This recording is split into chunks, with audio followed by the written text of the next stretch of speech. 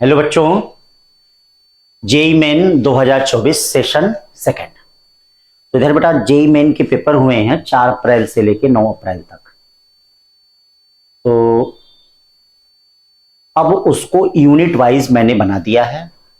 एक एक यूनिट, जैसे 20 यूनिट पूरी है 11 और 12 मिला के, तो पूरे एक एक यूनिट वाइज मैंने बना दिया है और क्वेश्चन को भी एक एक यूनिट वाइज हो गया है। तो अब आप लोग, चूंकि परीक्षा में तो काफी कम समय है, 5 मई को आपका पेपर है, तो इधर थोड़ा हम ये कहेंगे कि जेई के उन क्वेश्चनों को थोड़ा रिवाइज कर ले। तो ये शीट मैंने जैसे ये बना दी है, ये देखिए जेई मेन जैसे ये संजीवनी के नाम से 2024 सेशन फर्स्ट का आपको मिल चुका है। सेशन सेकंड का हमने कहा था कि ऑफिस से कलेक्ट कर लीजिएगा, ठीक है। ऑफिस में मैंने इसको रख दिया है। आप उसी तरह केमिस्ट्री का भी यूनिट वाइज बन गया है, केमिस्ट्री का ब्रह्मास्त्र के नाम से यूनिट वाइज बन गया है सेशन सेकंड वाले का। तो इसको आप लोग ले लीजिए और लेके एक बार थोड़ा सा रैंडम उन क्वेश्चनों को देख लीजिए। मतलब अगर 10 क्वेश्चन है तो कोई एक कठिन है, 9 बहुत सिंपल सिंपल है, और इससे आपको थोड़ा सा एक आइडिया मिल जाएगा कि हाँ इस तरह का पेपर कैसा बनेगा। तो वही सब चीजें जैसे हम लोग सेशन फर्स्ट में डिस्कस किए थे वैसे ही सेशन सेकंड का भी है बेटा। तो इनको लेकर थोड़ा सा क्या है, हाँ जब एग्जामिनेशन देने आइएगा, टेस्ट देने आइएगा, तो टेस्ट के बाद मैंने आपको उसमें कह दिया है कि जो भी बच्चा मांगने आए, जो भी आए, ठीक है, उसको दे दिया जाए, ताकि वह क्या है उसको रीड करे और उसको इस वीडियो के साथ थोड़ा मैच कर लीजिए जो क्वेश्चन नहीं आते हैं, या ना हो तो वीडियो को जल्दी जल्दी स्किप करते हुए जैसे मैं मेथड बता रहा हूँ, क्वेश्चन बता रहा हूँ, उसी के साथ जल्दी जल्दी देख लीजिए, ठीक है ना। तो एक काम करेंगे, तो यूनिट वाइज मैंने बता दिया है। चलिए यूनिट फर्स्ट पे चलते हैं। यूनिट फर्स्ट जो है आपका फिजिक्स एंड मेजरमेंट है, पहला unit JEE Main 2024 session second. बेटा यूनिट वाइज प्रॉब्लम हम लोग डिस्कस कर रहे हैं जो सेशन सेकंड में हुआ है। सिलेबस देख लीजिए। सिलेबस में हमको यूनिट सर मेजरमेंट पढ़ना है, सिस्टम ऑफ यूनिट पढ़ना है, साई यूनिट पढ़ना है, फंडामेंटल डिराइव यूनिट पढ़ना है, लिस्ट काउंट पढ़ना है। ध्यान दीजिएगा, लिस्ट काउंट, सिग्निफिकेंट फिगर, ये सब चीजें याद रहे। हाँ, लिस्ट काउंट, सिग्निफिकेंट फिगर, ये सब चीजें, हाँ इससे क्वेश्चन बन सकता है। एरर्स इन मेजरमेंट पढ़ना है, डायमेंशन पढ़ना है, ये सब पढ़ना है। देखिए डिलेटेड टॉपिक में क्या है, scope and excitement, nature of physical law, physics, technology, society, length, mass, time, measurement, accuracy and measurement of instrument. जैसे पिछले साल जो आया था ना एक्यूरेसी एरर वाला, थ्योरेटिकल वाला क्वेश्चन आया था, रैंडम एरर, ये सब नहीं पढ़ना है। हाँ, रैंडम एरर, ये सब एरर नहीं पढ़ना है इसमें, ठीक है ना, कौन सा है। तो ये सब चीजें सिंपल मैथमेटिकल कैलकुलेशन है। तो मैंने साथ में थोड़ा सा क्या है, लास्ट मोमेंट में था, ये भी देखते जाइए। और हाँ, ये जो सिलेबस है, सिलेबस को रख के पढ़िए बेटा। चलिए पहला क्वेश्चन शुरू होता है, 4 अप्रैल 2024 का है। हाँ, पहले से शुरू करते हैं। The equation of standing wave y equal to इतना दिया है, which of the following is not correct. The dimension of nt is यल। nt का डायमेंशन ये देखिए, आप जानते हैं पूरे इस आर्गुमेंट का डायमेंशन जो होगा वह कितना होगा, 1 होगा। तो 2 pi nt by lambda equal to कितना होता है, 1, पता है कि नहीं। तो डायमेंशन ऑफ nt, हाँ तो nt का डायमेंशन लेमडा के बराबर होगा। लेमडा क्या होगा, यानी ये सही है, जो सही है वह गलत है, जो सही है वह गलत। The dimension of n is lt minus 1, n हो जाएगा, n का इधर आ जाएगा, t lt माइनस 1 हो जाएगा। The dimension of n by lambda is t, अच्छा n बाई लेमडा नहीं, n बाई लेमडा का डायमेंशन बेटा क्या होगा, 1 बाई t होगा, t पावर माइनस 1। तो यही गलत मिल गया, जो गलत मिल गया वह यहाँ पे क्या है, सही है। तो देखो कितना आसान आसान क्वेश्चन आया है। हाँ, तेजी से एक नजर देख लें हम लोग। Applying the principle of homogeneity of dimension determine which is correct. तो हम दोनों तरफ का डायमेंशन चेक करेंगे। वैसे ये फार्मूला आपको याद भी होना चाहिए, ठीक है। अगर आप ग्रेविटेशन के स्टूडेंट हैं तो कोई सैटेलाइट अगर r ऑर्बिट में रिवॉल्व कर रहा है तो ये फार्मूला आपको याद होना चाहिए, इसको आपने पढ़ा होगा, 2 pi under root re cube upon कितना gm में पढ़ा होगा। अभी देखिएगा ग्रेविटेशन में इसी पे 2-2 3-3 क्वेश्चन भी लगेंगे, इसी फार्मूले पे लगेंगे 2-2 3-3 क्वेश्चन ग्रेविटेशन वाले सेशन में, ठीक है। तो याद भी होगा, तो आप देखते ही टिक कर सकते हैं, ठीक है। हम होंगे कामयाब बेटा, याद रखना। पेपर कठिन नहीं बनने वाला है, पेपर ऐसा ही बनने वाला है। देखिए जेई जैसे एग्जामिनेशन का पेपर बड़ा सिंपल है। करा है रूट यूजी का डायमेंशन किसके बराबर होगा, तो रूट यू का मतलब है एनर्जी डेंसिटी बेटा। एनर्जी डेंसिटी का होता है ml प्रेशर के बराबर, ml minus 1 T power minus 2। और ये जो होता है g क्या होता है, m power minus 1 l power cube T power minus 2। ये कट गया, ml माइनस 1, ये क्या हो गया, रूट में l का स्क्वायर और टी पावर माइनस 2, यानी l T power minus 2। l T power minus 2 का मतलब क्या होता है, एक्सेलेरेशन। तो फोर्स पर यूनिट मास यानी 2 आ जाएगा, फोर्स पर यूनिट मास 2 आ जाएगा। 3 के बाद 4 चलते हैं बेटा। ये देखो कितने अच्छे अच्छे क्वेश्चन हैं, ऐसे एकदम NCERT based, pure NCERT based, कहीं बाहर का नहीं आने वाला है बेटा। थोड़ा इस जेई के पेपरों से सीख लीजिए, फालतू का मत पढ़िए। 15 दिन एकदम इसी के अनुसार रिवाइज करिए, जैसे मैं कह रहा हूं। देखिए हम होंगे कामयाब, ठीक है, जरूर रैंक के साथ, वो भी time period of oscillation of the same simple pendulum, ये देखिए दिया है, अर्थमेटिक मीन इनका निकालना है। तो याद रखिएगा, अर्थमेटिक मीन निकालते वक्त आप ऐड करेंगे, क्या करेंगे, ऐड करेंगे। देखिएगा, अर्थमेटिक मीन निकालते वक्त आप क्या करेंगे, इसमें ऐड करेंगे। तो जब ऐड करेंगे तो ये देखिए, ऐड करेंगे फिर डिवाइड भी करेंगे, डिवाइड भी करेंगे, सारी चीजें हैं। तो यहां पर हमको जो आंसर चाहिए वो कितने में चाहिए, 2 सिग्निफिकेंट फिगर में। देखिए 2 सिग्निफिकेंट फिगर, ठीक है, और डेसिमल के 1 प्लेस तक, कितने प्लेस तक, 1 प्लेस तक, ये चीजें हैं ना। हाँ भाई, ऐड करेंगे तो अर्थमेटिक मीन निकालते वक्त, अर्थमेटिक मीन निकालते वक्त सबको ऐड करेंगे, ऐड करेंगे तो ये देखिए 4.62 और प्लस कितना आ जाएगा 4.632 और प्लस कितना हो जाएगा 4.6 प्लस 4.64 अपॉन कितना हो जाएगा 4।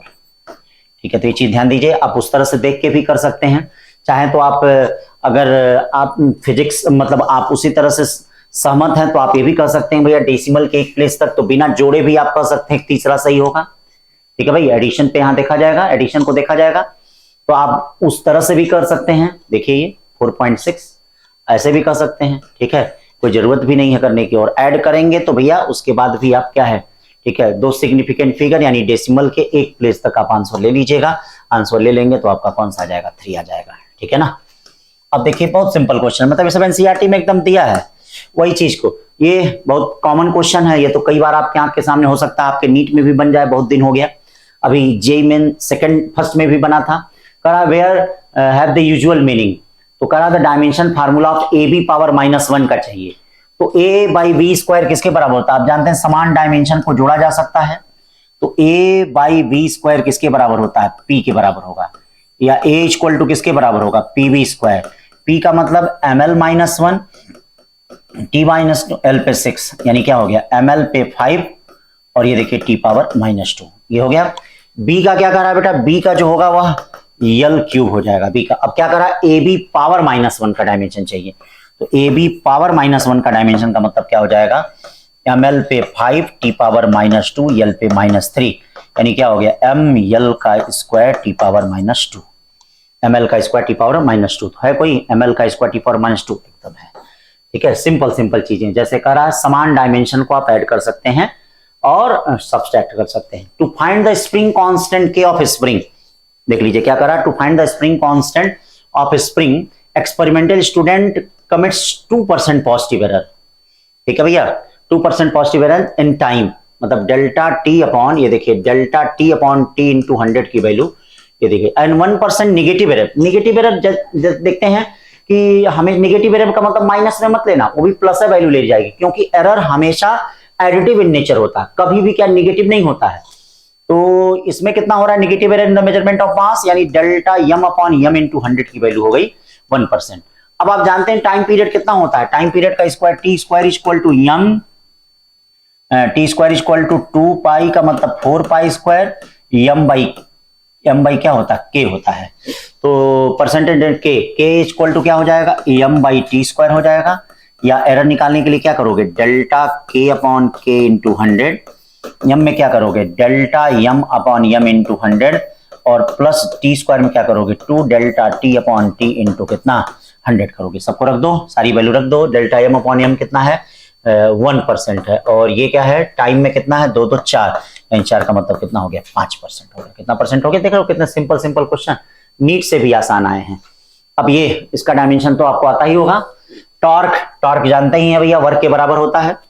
टॉर्क हो गया ml2 t पावर -2, यानी a का क्या हो गया फोर्थ, तो a का फोर्थ, ये देखिए a का फोर्थ या तो 2 हो सकता है या तो 4 हो सकता है। b का देख लेते हैं क्या है, मैग्नेटिक फील्ड, देख लीजिएगा magnetic field F equal to BIL, जो b का पता हुआ आंसर, आपको सी डी चेक करने की जरूरत ही नहीं है। देखिए पहले क्या कर लीजिए, जब भी ऐसे कॉमन क्वेश्चन हो तो पहले एक को किसी को सेट कर लीजिए, जैसे देखिए ए का सेट किया, आप सबका ए का फोर्थ है नहीं होगा, ठीक है, ए का देखिए ए का फोर्थ या तो 2 है या तो 4 है। अब बी अगर सेट हो जाए कि बी का क्या होगा तो तुरंत आ जाएगा, ठीक है, बी का सेट हो जाए या सी का सेट हो जाए, जैसे मैग्नेटिक मोमेंट IA होता है, ठीक है, IA का मतलब AL स्क्वायर, यानी मतलब सी का मतलब 2 हो जाएगा, तो सी का 2 इसका मतलब कौन सा ऑप्शन 2 वाला सी कर दीजिए। ठीक है, तो ये ऐसे क्वेश्चनों पे ध्यान दें।